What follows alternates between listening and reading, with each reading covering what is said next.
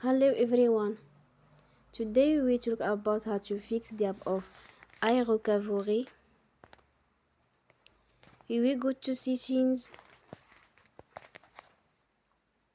Then we click on apps.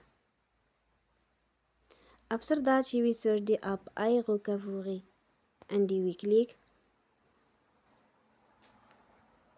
Then you will on force stop.